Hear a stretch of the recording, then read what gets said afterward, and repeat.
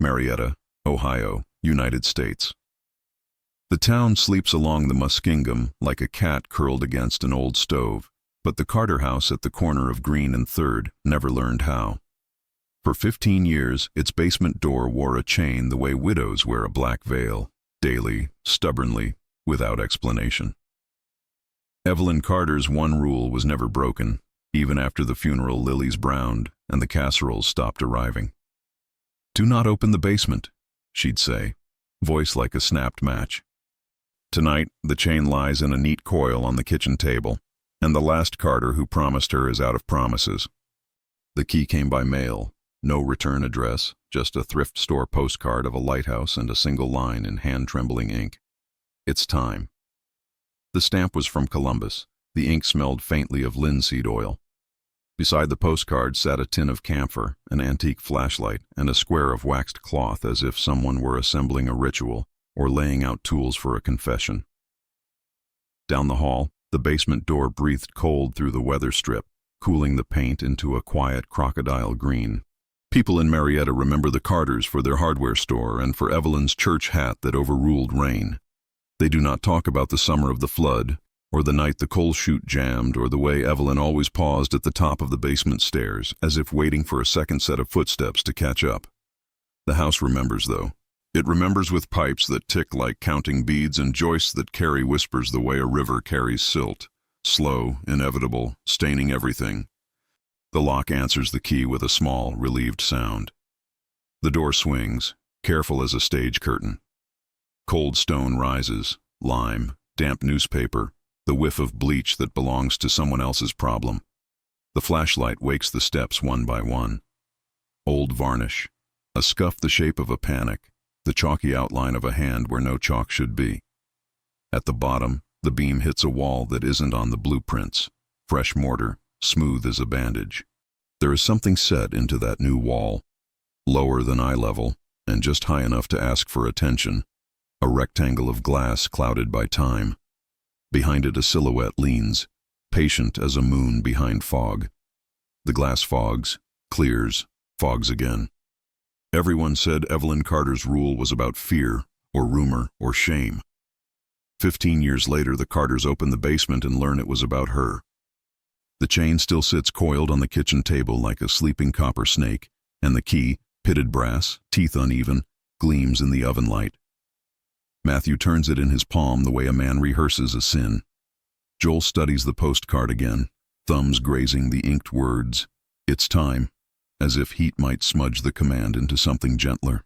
Claire stands by the basement door with the antique flashlight and the little tin of camphor, breathing through the peppermint the way Evelyn taught her. For the damp, for the dark, for the nerves. People said Evelyn's rule was grief dressed as discipline. But grief doesn't order camphor and waxed cloth. Grief doesn't leave mortar smooth as a bandage over a wall that isn't supposed to exist. Claire remembers Evelyn pausing at the top step, fingers counting the balusters as if each were a date she refused to forget. 15 years of that pause grew into a habit, and the habit hardened into a law. The house wears its years the way river stones wear footprints, polished in the middle, sharp along the edges. Floorboards keep a ledger of footsteps. Doors answer drafts with small, opinionated clicks.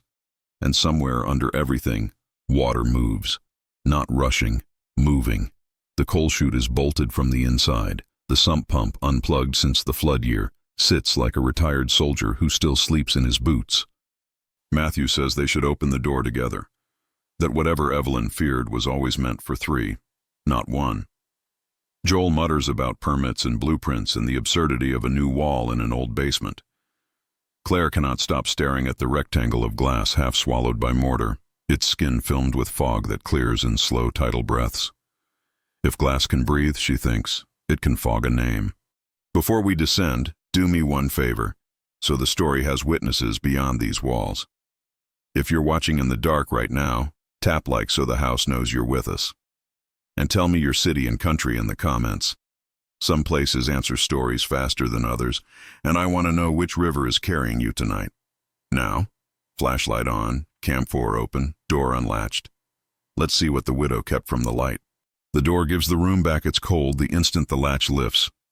Claire angles the antique flashlight so the beam slips ahead of them like a scout, catching dust in midair, silver plankton in a black sea.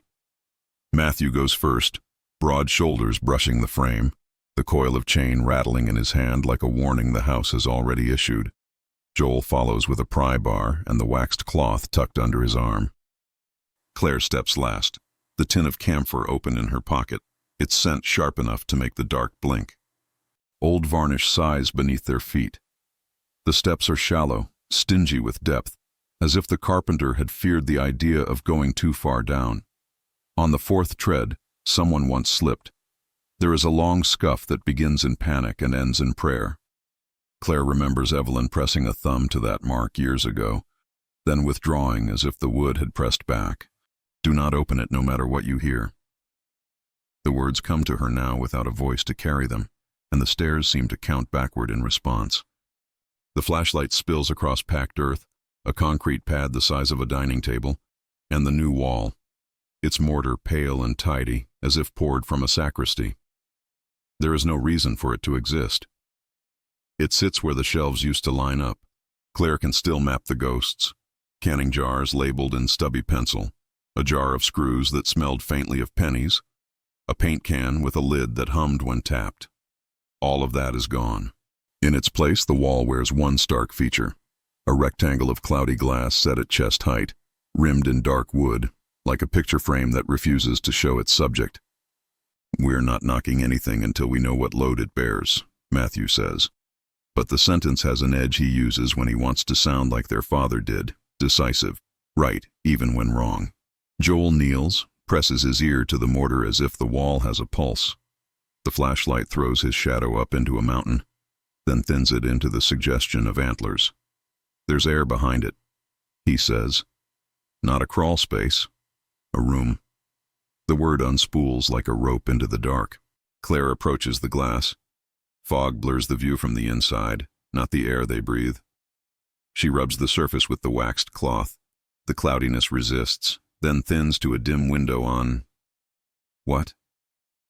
The beam stutters across shapes that refuse to resolve. A low bench or a trunk. A bright pinprick like a bead of water catching light. The implication of a corner where dust hangs thicker. Then the glass fogs again, slowly, deliberately, like a mouth against a winter pane. It's breathing, Joel whispers. Claire wants to correct him. Condensation, temperature differential. But the words feel like paper habits in a stone room. The camphor rises from her pocket. Behind it, another smell threads the air. Not rot, not mold, but something older, like linen left too long in a cedar chest. Matthew steadies the flashlight with both hands. We should call someone, he says, but his body has already taken a step closer, as if summoning an expert might offend the wall. The postcard lies folded in Joel's pocket. He takes it out now as if the lighthouse might have instructions for basements. On the back, under its time, there is a faint impression invisible in the kitchen light, but here the beam teases it out. A pressure mark as if someone pressed too hard while writing elsewhere on the pad. Claire tilts the card. Letters surface like minnows. E-V-E. Not a full name. Just enough to tighten every muscle that remembers Evelyn's handwriting, her habit of underlining pay on delivery and circling keep receipts. We're not breaking anything, Matthew says again, but softer now, more to the idea than to them. He aims the light at the seam where glass meets wood. The frame is pinned with 2 tiny nails on each side, brass turned the color of old honey. The waxed cloth squeaks faintly as Claire rubs the corner clean. Beneath the fog, her reflection appears, then doubles, hers and a second one, a fraction out of time. She darts back, strikes her shoulder on Joel. The second reflection lags, then catches up, as if the room behind the wall is thinking about motion before allowing it. Joel sets down the pry bar with reverence a person might give a relic. We could lift the frame without touching the mortar, he says, already slipping the thin end beneath a pin. Matthew hesitates long enough to look like permission. The bar levers. Wood creaks. A small, domestic sound that feels treasonous in this place. One pin loosens, then another. Claire holds the flashlight steady, her hands knotted so the beam does not jitter. As the last nail gives, the frame breathes. Not the room, not the glass. The frame. Wood sighing the way a trapped drawer does when the weather changes. The glass swings outward on two hidden hinges, no sound but a hiss of newly born air. Cold brushes their faces with a palm that feels exactly like a memory. Evelyn's hand on a fevered forehead in the night. The beam reaches into the chamber beyond and finds the first thing without argument, a narrow iron bed with its mattress stripped, a ripple in the dust where knees once dented. Beside it, a chair with a blanket folded to a perfect square, the top thread unraveling in a single blue comma. On the wall above the bed, in the clean, uncompromising hand they all know from grocery lists and church donation rosters, 3 words painted in case in white: say her name. Dust behaves like weather inside the chamber, eddies, lulls, a hush that feels chosen. Claire angles the beam along the iron bed, catching a constellation of pinpricks in the metal where paint has lifted like old frost. The mattress is gone, but the shape it left behind remains, a shallow, human negative impressed on the springs. At the bed's foot, a pair of canvas slippers nestles heel to heel, toes aimed toward the wall as if someone stood there, counting. Joel brushes a fingertip over one sole and lifts it back with a wince. The slipper has kept the outline of a small foot the way a creek keeps the memory of a stepping stone. Say her name, Matthew reads, not loud and not soft, the way a man reads a prayer he does not yet believe in. The letters are exact. No flourish, no hesitation. Evelyn's hand, no doubt. Claire swallows the instinct to argue with the paint. There were rules for groceries and pew assignments and donation jars, but paint on a wall declares itself. This isn't a threat, she says, almost surprised by her own voice. It's a set of instructions. Joel nods, not taking his eyes off the words. Or a reminder, he says, in case you live in a house that forgets out loud. The chair beside the bed is a humble thing. Ladder back, rush seat, the kind sold next to twine and linseed oil in their hardware store. The folded blanket waits on it with an obedience that makes Claire uneasy. She lifts the corner just enough to see the weave, blue wool, hand-mended at one edge with mismatched thread, each stitch a small amendment. A card slips free from beneath, slides across the seat like a quiet decision. Joel catches it. The same thrift store lighthouse, but this one bears nothing on its back, blank except for a faint oily circle where a jar might have rested or a cup. He holds it to the light and a watermark surfaces. People's Bank, the bank Evelyn used. She sent these from here, he says. Or someone did. On the floor near the chair, 3 chalk marks notch the concrete like days counted in a strict hospital. Pale, deliberate, evenly spaced. Claire kneels, sets the camphor tin beside them. The scent rises and eats the damp out of her next breath. She touches the marks and finds the chalk fresh enough to stain a fingertip. Not 15 years old, she murmurs. Not even 15 months. Matthew's face changes then, not toward fear exactly, but toward inventory. What he has, what he lacks, what he can fix. He sweeps the beam across the far corner, and something metallic answers with a small, clear note. A bell hangs from a nail. Simple brass, the kind that once called children from the yard. Its clapper is tied with blue thread, the same single shade unraveled from the blanket. Beneath it, a ledger rests on a narrow shelf. Carter Hardware, Returns and Repairs. The book is old enough to be honest. Matthew opens to the midpoint where fingers have lingered and finds no invoices, no bolts counted, only dates marching down the left margin and, on certain lines, a single initial in Evelyn's squared-off script, M.J.C. She kept track of us, he says, stunned. Claire counts the pattern and finds it perfect. Every 3rd day, a letter. Every 7th, all 3. Roll call, Joel breathes. For people upstairs or for someone downstairs? The wall with the painted command offers one more detail once the light learns where to look. A pencil line, waist high, running from the bedpost toward the corner. Ticks cross it at intervals, taller and taller. Beside the tallest, 15 and a small heart. Claire blinks hard, then leans back as if distance can correct the math. Growth marks, she says, a whisper that wants to be steadier. Like a doorway. Like birthdays. Joel measures the spacing with his hand. The last jump is longer, sudden, the kind you see in a year when someone exchanged shoes twice and learned to stand their ground. Who? Matthew asks. Not to them, not to the room, but to the house he believes answers him, the way studs sometimes answer a hammer. He lifts the ledger toward the painted words, as if the entries might resolve into a name when warmed by a command. Nothing happens. Dust continues its weather. The bell waits under its blue tie, patient as withheld news. Claire closes her eyes and cycles through every Carter she can name. Aunts with strong wrists, uncles who smelled like diesel and apple butter, cousins who moved away before their voices settled. Know her that fits this room like a key fits a lock. Joel crouches to inspect the baseboard where the new wall kisses the old foundation.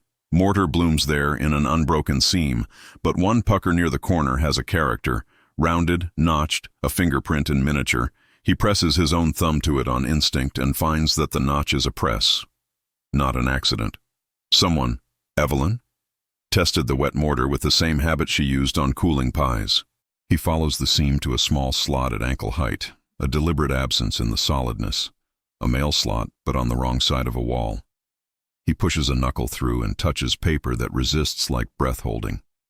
When he draws back, his skin is cold and smells like cedar. We should say her name, Claire says, not in obedience to paint, but in obedience to the way the air has begun to listen. She does not have a name that belongs, but the house has its own rosary of syllables, street names, ledger entries, the river's repertoire. Marietta, she says first, because towns act like people when you ask them nicely. The bell does not move. Evelyn, Matthew tries, and something in the pipes answers with a tick like a fingernail politely meeting glass. Not enough. Joel clears his throat and says the most dangerous word any family keeps. Daughter. The blue thread quivers, only a breath, but undeniably, as if thread understands roles better than people do. The flashlight's beam settles back on the painted words, and for a moment the white lines seem damp, as if freshly lettered. Claire steps closer and sees that the paint is not wet. It is cold, colder than the surrounding wall, as though it holds a different weather entirely.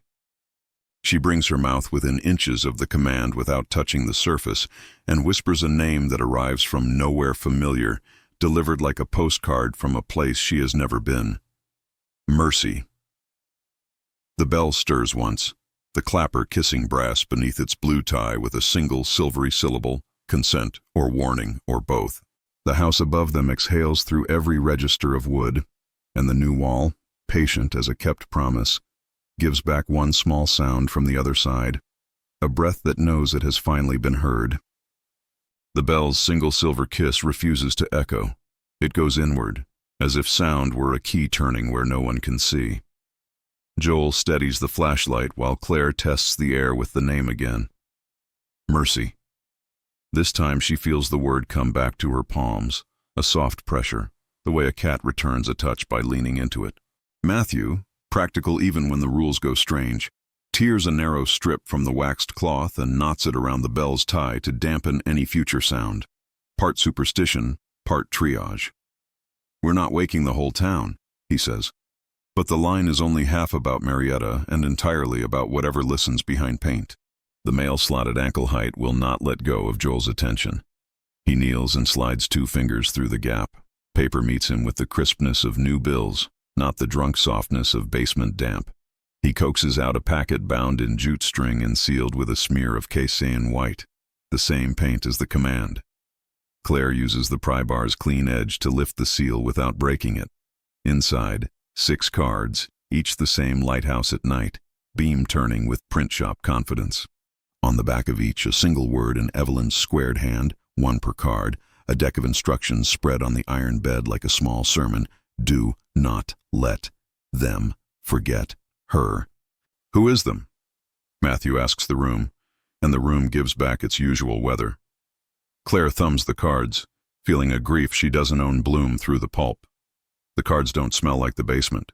They smell like bank air, carpet, ink, polite money, and a ghost of linseed oil. She mailed these to herself, Claire says, or to us and never sent them, or to the house. Joel angles the beam into the slot again and finds the absence beyond it larger than a mere cavity.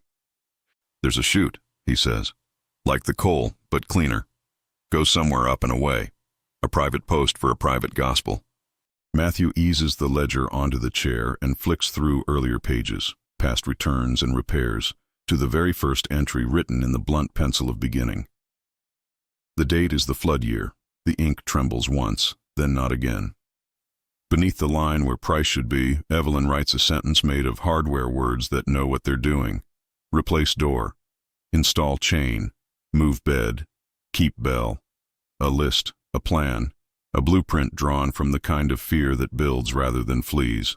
Claire imagines Evelyn at the kitchen table, pencil held like a nail, choosing verbs that hold weight. Replace, install, move, keep. 4 corners of a room, 4 corners of a promise. Mercy, Claire says again, testing how the name fits the joists. The fog on the glass does not return. The chamber keeps its clarity like a held breath. Joel aims the light beneath the bed and finds a tin shaped like an aspirin case. Inside, 3 objects nest as if arranged by someone who trusted small things. A lock of hair pale as old straw tied with blue thread, a brass button with a county seal, and a folded cutting from the Marietta Times so thin with handling it is nearly lace.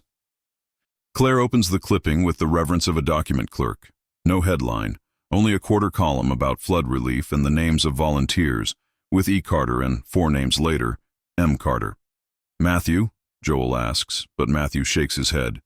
"I was 9, he says. "That M isn't me." The chair creaks, a small household sound that here reads like language. Claire turns the beam to the painted words and studies the brushwork, looking for mistakes. There are none.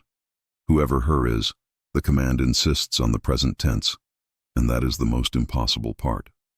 If Mercy is a person, Matthew ventures, she belonged to this house the way we did, but no one ever said her. He scans his memory for omissions and realizes omissions don't scan. They are dark by design. The blue thread around the bell trembles, no ring, just a tremor, as if language itself has edges that can be plucked. The flashlight guttering prompts Matthew to swap batteries. He brought spares, because hardware store blood imagines outages before they happen. In the interim, darkness swells but does not pounce. Claire hears something then, not movement, not voice. The patient texture of a hymn hummed 2 rooms away. A fragment of melody that could be a lullaby or a work song. When the light returns, it reveals nothing new, but the sensation lingers, woven through the damp the way camphor now weaves through her breath. "I heard it too," Joel says before she can ask. They test the chamber's edges. Matthew measures the interior with a contractor's tape, making a map on the back of one lighthouse card. Joel taps each section of mortar, listening for hollows. All of it returns a calm, confident thud that says solid. Claire kneels at the growth marks, tracing the pencil ticks with a fingertip. 12, 13, 14, 15. The sequence stops where the heart is. Beside the 15, a ghost of graphite suggests a vertical stroke that began and was lifted, a 1 without its partner. 16, she says, surprised at the ache of the number. Something interrupted 16. Then there was a reason to seal, Matthew answers, thinking in right angles. If someone reached 15, if someone needed a room that asked the house to remember. He looks to the ledger again and finds a later entry. Same hand, smaller pencil, the year after the flood, cassine white, bell thread, bank slips. He knows those items as inventory SKUs. He also knows them as ritual components now. This isn't just a room, he says. It's a machine for not forgetting. Joel points to the mail slot.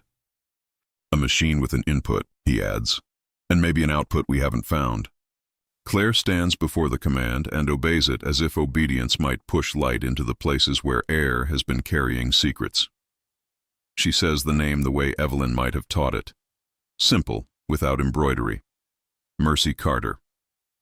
The bell does not ring, but the blanket loosens a fraction, as if someone sitting rose to meet a caller. From somewhere within the wall, a second bell answers, much smaller, more distant. 2 delicate taps, like a teaspoon laid carefully on a saucer. Above them, in the kitchen, the house shifts its weight as if granting permission to proceed. And in the quiet that follows, the postcard on the chair curls by a hair's breadth toward the floor, showing a corner of a watermark that reads, not People's Bank this time, but something stranger. Depository, night box, after hours, a route, a schedule. A way Mercy's name may have traveled through the veins of Marietta when no one was looking. The watermark, depository, night box, after hours, changes the room's temperature the way a barometer needle jerks before a storm. Joel holds the card to the beam as if the paper might confess under interrogation. Night depositories don't send things back, he says, halfway to a laugh he doesn't manage. Claire's eyes track from the mail slot to the coal chute's memory line in the old foundation, a faint rectangle painted over decades ago. Unless the route was never the bank's, she says. Unless it was the house's. Matthew angles the flashlight at the slot and finds a second metal lip inside, offset by inches, the craftsman's signature of a person who understands angles, not accidents. Coal chutes used to have diverters, Joel muses, hardware store mind waking up inside the dark. For ash, for cinders, kept the mess out of the clean. He slides 2 fingers in again and pushes higher, feeling for hinges, for a lever disguised as a mistake. Something yields with the hushed stubbornness of old tin, and the slot grows a mouth, wide enough to accept a hand, then an envelope, then a certainty. Cold air spills through from somewhere beyond the wall, fresh, not basement-borne, tinged with paper dust and a sweetness like winter apples kept under stairs. The smell of storage, not rot. Claire knots the waxed cloth into a crude glove and reaches in. Her hand climbs a short incline, then rounds a corner where someone once glued felt to quiet the turning. She touches string stretched taut, a guideline, the kind you'd use in a dark tunnel when you are more afraid of losing your way than what you might find at the end. Someone built this, she says, voice steady, and someone kept using it long after the flood. She tugs gently. The string answers with a distant scrape, then slack. She draws out a bundle wrapped in night deposit envelopes, their thick mouths stamped with People's Bank like a priest's seal. They open the first with the reverence thieves must use when they believe the thing stolen wants to leave.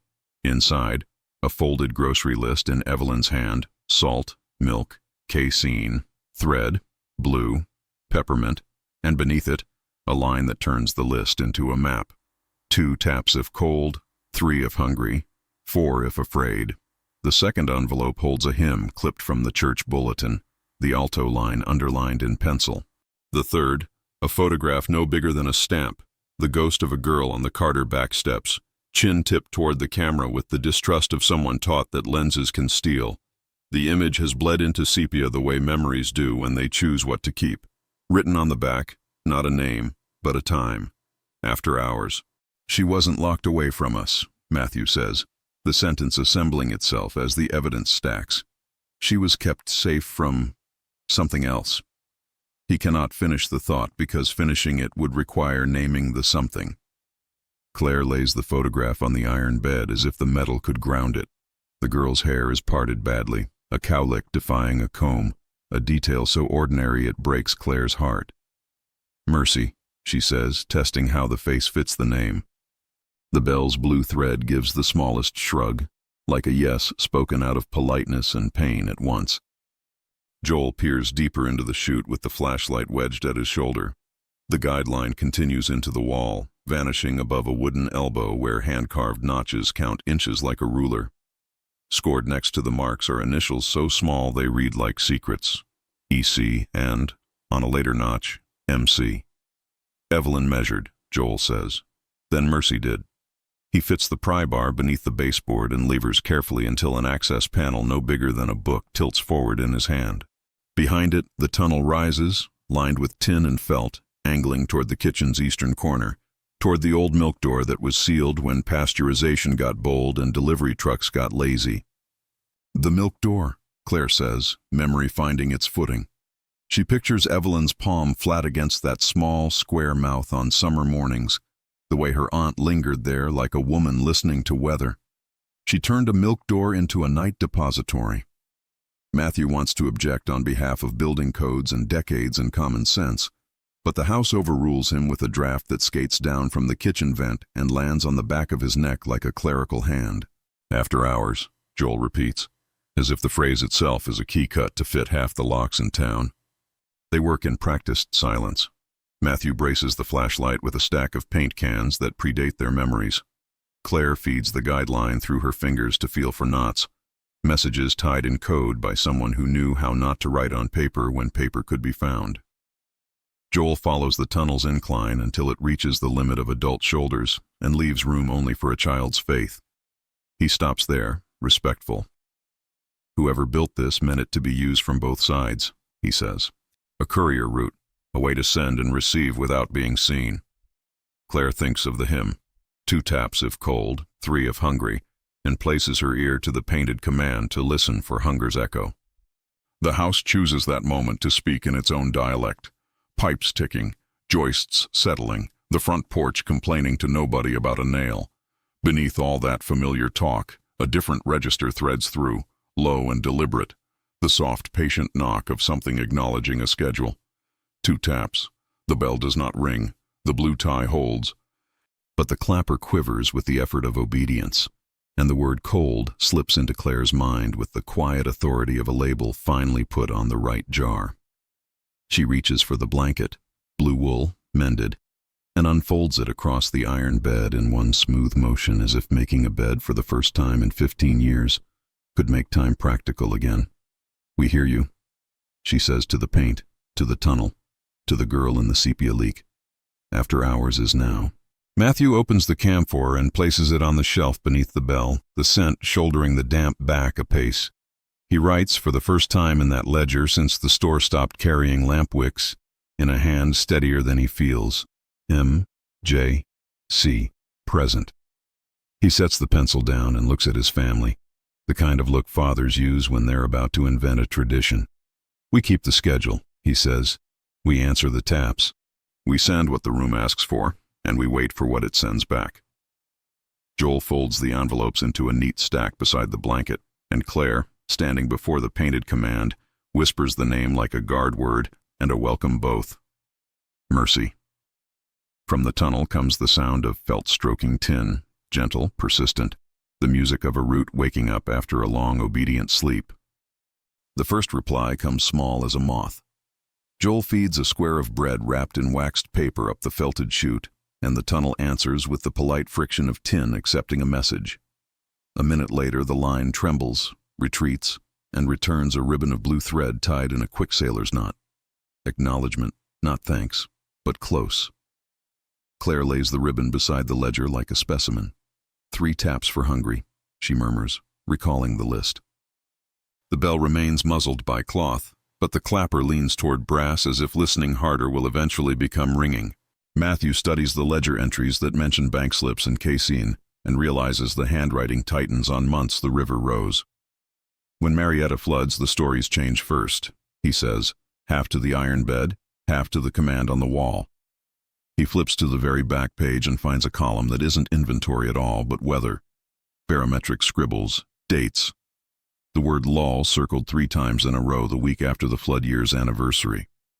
Evelyn was counting more than money. She was measuring pressure. Claire kneels by the growth marks again, feeling for a pattern that might admit her. 15 with a heart. The ghost of a 16. The pencil ticks stop not because a child stopped growing, she realizes, but because the record changed hands. "After hours," she says softly, testing the phrase as if it were a combination lock. "We keep her warm, we keep her fed, we keep saying her name. That's the machine." Joel gives the guide line a gentle tug. It twitches like the tail of a cat tolerating affection. On the shelf, the camphor pushes back the damp. The air tastes honest. The house upstairs coughs once, a pipe remembering hot water, then stills.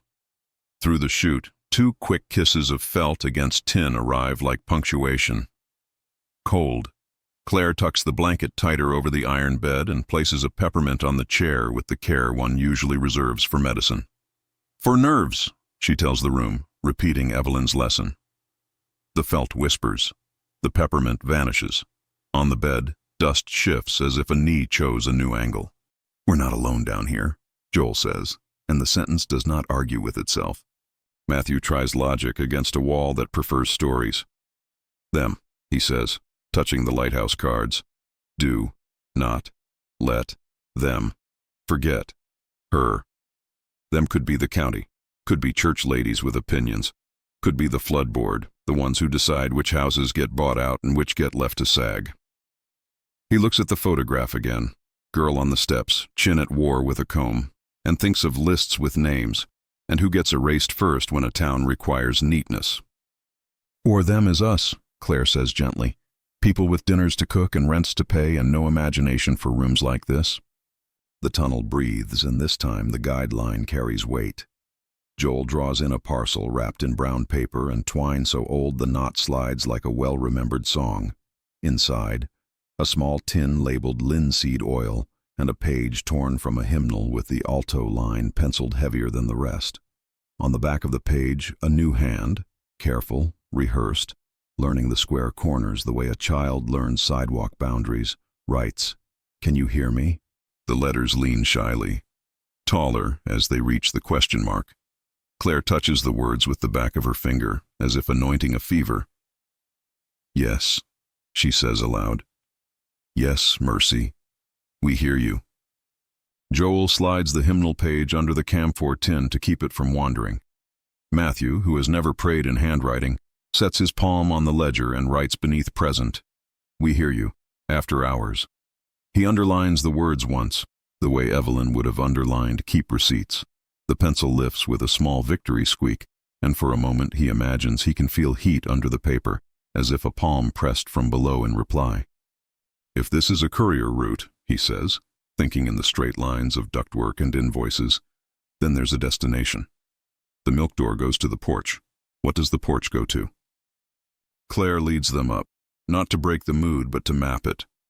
The kitchen is a church to itself at this hour, appliances ticking like patient parishioners, the clock over the sink losing its customary 2 minutes the way the courthouse does every winter. The milk door, painted over, lipped with a history of caulk, hides inside the cabinetry where Evelyn kept potholders. Matthew pulls the drawer, finds the back panel scored with discreet nails. Joel eases the panel free. Cool air slides into the room wearing a river's cologne, paper, stone, and something metallic that could be the courthouse clock's patience. The tunnel meets them flush, tin narrower up here, disguised as nothing at all. Beyond the milk door cavity, a short shaft angles toward the east wall, then disappears into the thickness between studs. Joel threads the guideline, and it runs like a well-oiled story. Claire presses her ear to the house and hears, or thinks she hears, a second set of knocks far away. Not at the bank, not at the church, but somewhere with floors that echo politely and doors that like being closed. "People's Bank has a night box on Front Street," Matthew says, the impulse to make a diagram lighting behind his eyes. "The courthouse has a mail slot for filings no one wants daylight on. The church has a donation box that creaks like a confessional. Pick one." The line answers with the softest drag, as if the question itself pulled parchment through a slot. They return to the basement because that is where the house keeps its honest voice. The painted command breathes its cold weather.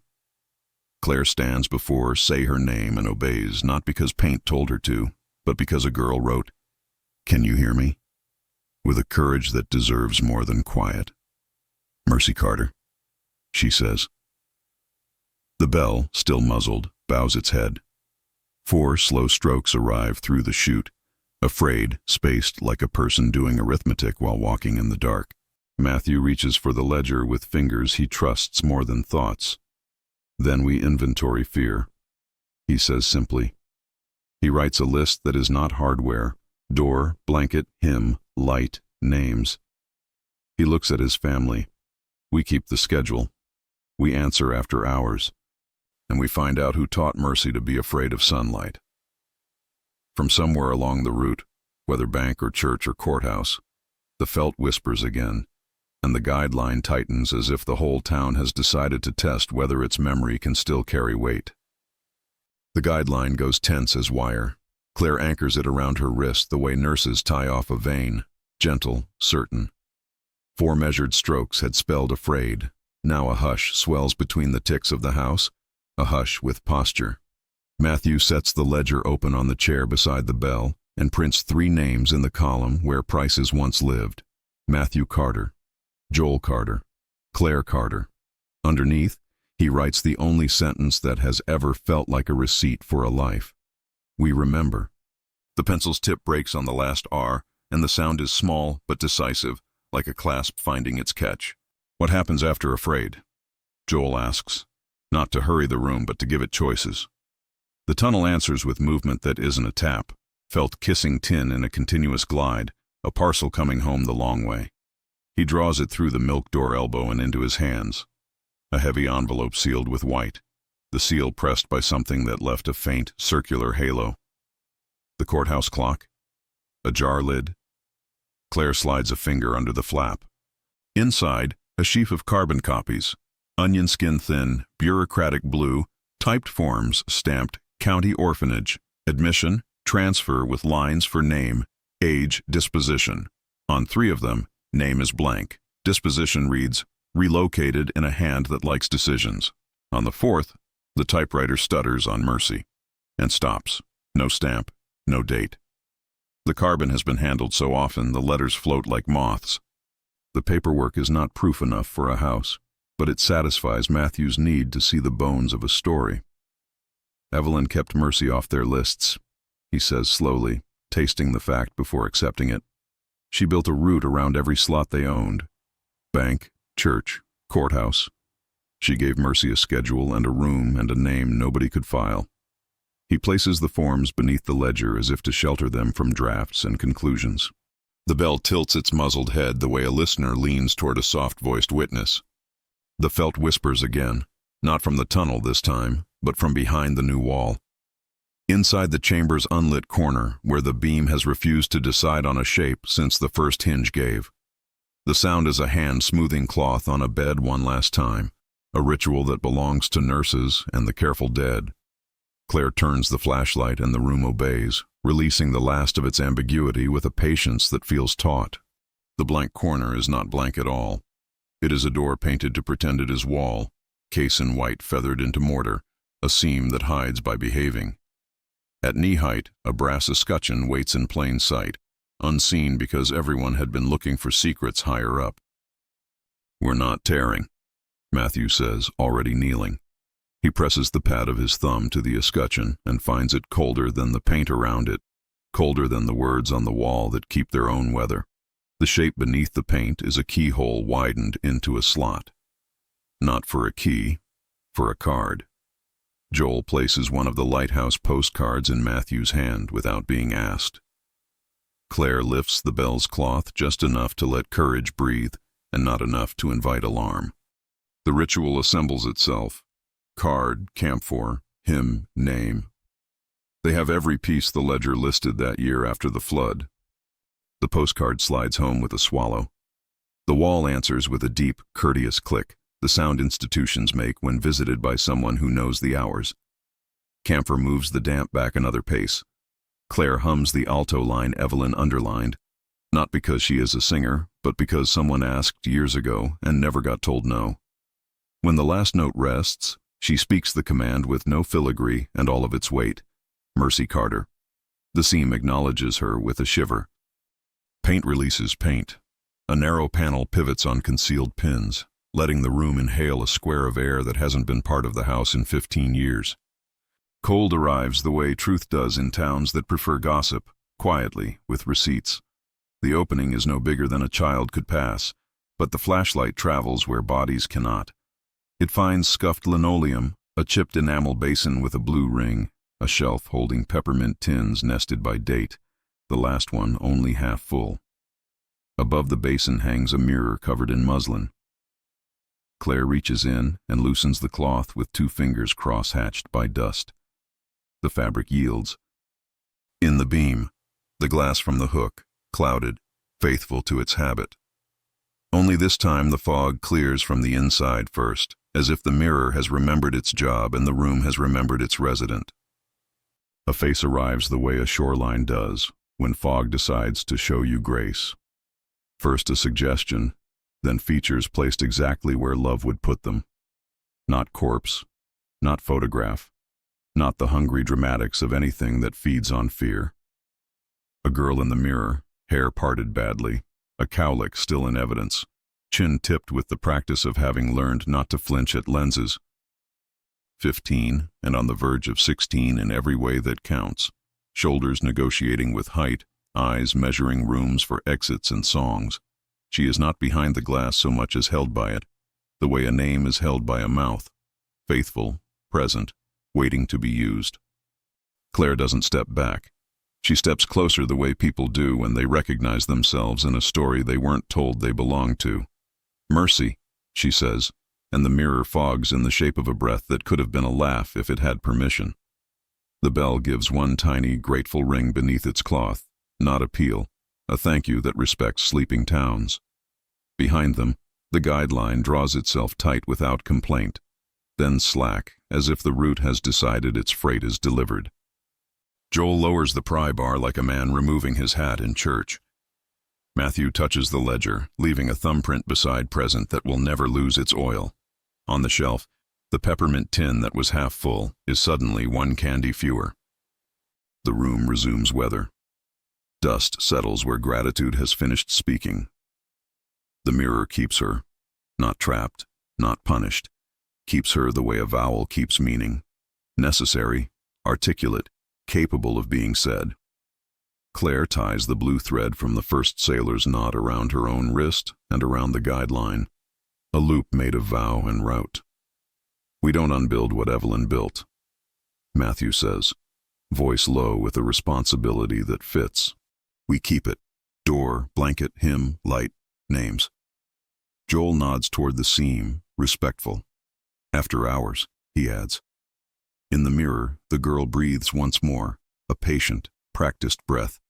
And then the fog writes what paint once commanded: say her name. The beam thins as batteries confess their limits. Above them, the house shifts its weight, ready for a closing the way rivers are ready for bridges. It will not be an ending. It will be a promise with a front porch. The Carter house keeps its promise the way river stones keep their chill, without ceremony, without applause. After that night, Matthew oils the hinges that deserve to squeak but won't. Joel replaces the flashlight batteries on a schedule the ledger now understands. Claire learns the alto line so her hum doesn't wobble when the hour is late, and Mercy prefers steadiness over volume. The guideline still tenses after midnight, sometimes for bread, sometimes for nothing but the reassurance that a route remains. At the milk door, the air carries faint courthouse paper and polite bank dust, but it also carries peppermint and blue wool and the stubborn warmth of a name said out loud. When storms park themselves over Marietta and the Muskingum tries on its old appetite, the chamber holds. Cassane white stays cold and clean. The bell, muzzled, tips its head when spoken to, and in the mirror, fog draws and erases the oval of a breath, not trapped, not pleading, present.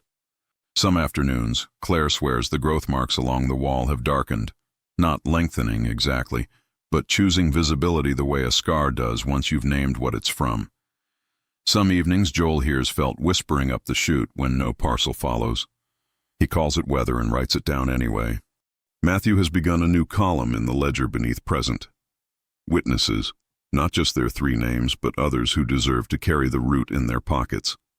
A neighbor who remembers a girl on the steps and admits he thought the photograph was a trick of glare. An usher at church who shrugs and hands over a stack of unused donation envelopes without asking why now. The bank clerk who says nothing, then quietly restores the night box's keyhole after years of benign neglect. The town doesn't confess. It participates. It is enough. And if you visit the corner of Green and 3rd and find the porch light on after hours, don't knock. Houses like this don't answer doors. They answer schedules. Step close. Listen for 2 taps or 3 or 4, and if the air tastes faintly of camphor and river and peppermint, understand you have arrived at a promise that learned how to survive bureaucracy. You won't see what the mirror keeps. You're not meant to.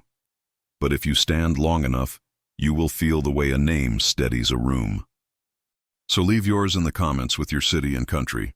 Let the root learn your weather, and carry this story out into streets that forget too easily. If you enjoyed this story, Subscribe for more dark and mysterious tales, and don't forget to like this video.